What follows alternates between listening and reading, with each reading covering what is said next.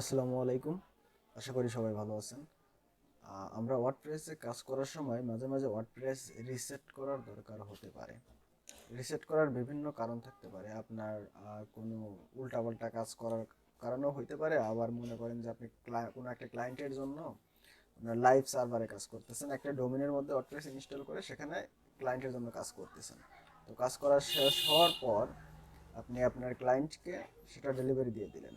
এখন আবার নতুন একটা প্রজেক্ট রান করতে চাচ্ছেন, সেক্ষেত্রে আপনার ওয়ার্ডপ্রেসটা কিন্তু রিসেট করার দরকার পড়বে। রিসেট করে তারপরে আপনি নতুন একটা থিম ইনস্টল করে নতুনভাবে আপনি কাজ শুরু করতে পারেন। আচ্ছা, তো ওয়ার্ডপ্রেস আরও বিভিন্ন কারণে রিসেট করার দরকার হতে পারে। তো টপিক হলো এইটা যে আমরা কিভাবে ওয়ার্ডপ্রেসটা রিসেট করব। আচ্ছা, এটা খুবই সাধারণ একটি কাজ। ডিরেক্ট আমরা একটি প্লাগইন ইউজ করব। তো প্লাগইনটার নাম হলো ডাব্লিউপি রিসেট। আমরা এখানে যদি টাইপ করি ডাব্লিউপি, হ্যাঁ ডাব্লিউপি রিসেট, এই যে প্রথমে এই প্লাগইনটাই আমরা ইনস্টল করে নিচ্ছি। অ্যাক্টিভ। আচ্ছা, ফুল ভিডিওটা দেখবেন, না হলে কিন্তু পরে ঝামেলা হতে পারে। এটা আমি পুরোপুরি দেখাচ্ছি। এখানে টুলসে যাবেন, দেন ডাব্লিউপি রিসেট। আচ্ছা, তারপরে দেখুন এই যে স্ন্যাপশট।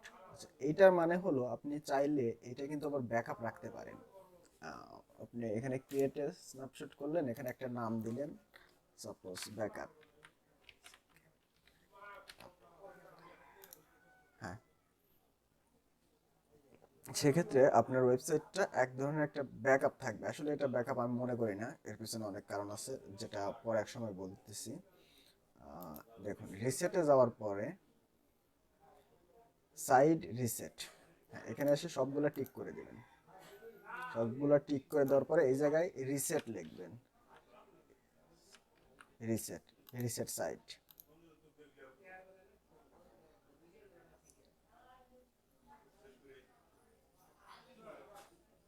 এটা খুব অল্প সময় নেয়, তারপরে এটা রিসেট করে দিবে আপনার ওয়ার্ডপ্রেসটা। হ্যাঁ দেখুন, একদম রিসেট ফ্রেশ একটা।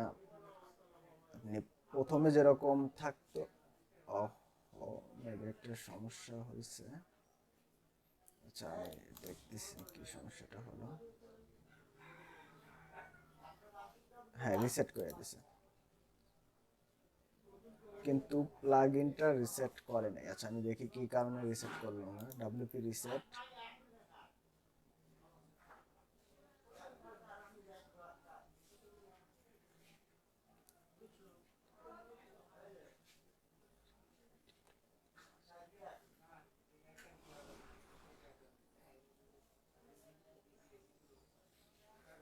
আচ্ছা, এগুলো টিক করার দরকার নেই, আপনি শুধু রিসেট চাপ দিবেন, শুধু রিসেট করবেন। হ্যাঁ, ডিফল্ট যেটা ঠিক আছে সেটাই থাক, ব্যাস। এখন দেখুন আপনাদের ফুল ওয়েবসাইটটা কিন্তু একদম ওরা প্লাগইনটা রিসেট করে দিচ্ছে, একদম কিচ্ছু নাই। আচ্ছা, সেক্ষেত্রে একটা প্রবলেম আছে। প্রবলেমটা কি আমি বলি, দেখুন যদিও বা এটা রিসেট করে দিছে, কিন্তু আপনার যে ডিফল্ট ফাইলগুলা, ডিফল্ট যে প্লাগইনগুলো, সেগুলো কিন্তু ঠিক এরকমই রয়েছে। এই প্লাগইনগুলো কিন্তু কোনো ডিলেটও হয়নি, জাস্ট ডিঅ্যাক্টিভ করে দিছে এই পর্যন্ত। এটা আপনি ম্যানুয়ালি করতে হবে, কারণ আপনি নতুন প্রজেক্টের জন্য নতুন একটা প্লাগইন ইউজ করবেন, নতুন সব থিম ইউজ করবেন। তো ডিরেক্ট বাল্কে যাওয়ার পরে আমি ডিলিট করে দিচ্ছি।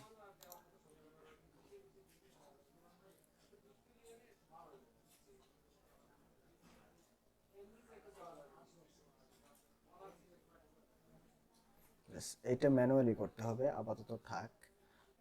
অ্যাপিয়ারেন্স থেকে থিমে যাই। আচ্ছা, এইখানে এই যে থিমটা, এই থিমটা ডিফল্ট ভাবে ইনস্টল থাকে, কিন্তু আমি এটা ডিলিট করে দেওয়ার কারণে যেহেতু থিমটা খুঁজে পাই নাই, সেহেতু ইনস্টল করতে পারে নাই। তো আপনার ম্যানুয়ালি কিন্তু এই থিমগুলোও ডিলিট করে দিতে হবে এইখান থেকে। আপাতত যেহেতু এটা অ্যাক্টিভ করার চেষ্টা করছে, তো আমি অ্যাশটা আপাতত অ্যাক্টিভ করি। দেন সাইটটা যদি রিলোড দেই, হ্যাঁ অ্যাশটার যে ডিফল্ট সেটা চলে আসছে। ব্যাস, পেজে যা দেখি পেজগুলোর কি অবস্থা আছে। হ্যাঁ, পেজগুলো সব রিসেট করে দিছে। পোস্ট, পোস্টও রিসেট করার কাজ শেষ। আচ্ছা, তো আমরা যেটা বুঝলাম যে ফুল রিসেট করে দিচ্ছে, অনলি আপনার প্লাগইনগুলো ম্যানুয়ালি ডিলিট করতে হবে এবং থিমগুলো ম্যানুয়ালি ডিলিট করতে হবে। ব্যাস, এখন আমরা ফ্রেশ ওয়ার্ডপ্রেসে আবার নতুন প্রজেক্টে কাজ করতে পারি। ভিডিওটা যদি আপনাদের ভালো লাগে এবং উপকারে আসে, অবশ্যই একটা লাইক দেবেন। আসসালামু আলাইকুম, ভালো থাকবেন, কথা হবে নেক্সট কোনো ভিডিওতে।